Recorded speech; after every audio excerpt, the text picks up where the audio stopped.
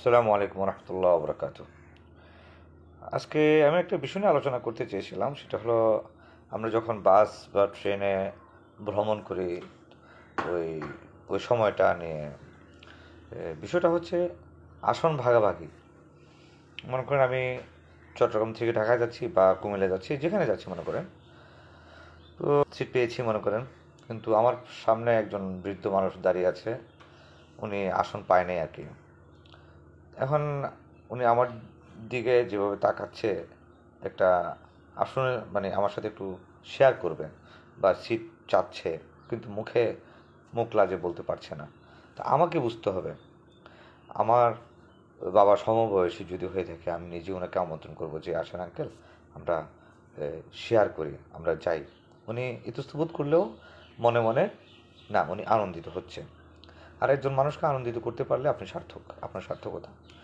এটা হলো একটা। দ্বিতীয় হলো, আজকে আপনি জোয়ান বা আমি জোয়ান, আগামী দিনে আমি বৃদ্ধ, আপনি বৃদ্ধ, তখন হয়তো দুর্ভাগ্যবশত আমরা এরকম ওনার মতোই আসন নাও পেতে পারি, স্ট্যান্ড বাই যেতে হতে পারে।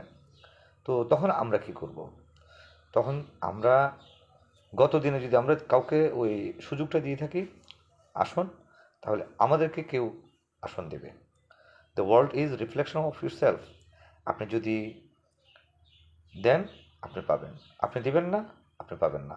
আমি দিব, আমি পাবো। আমি দেব না, আমি পাবো না। That's it.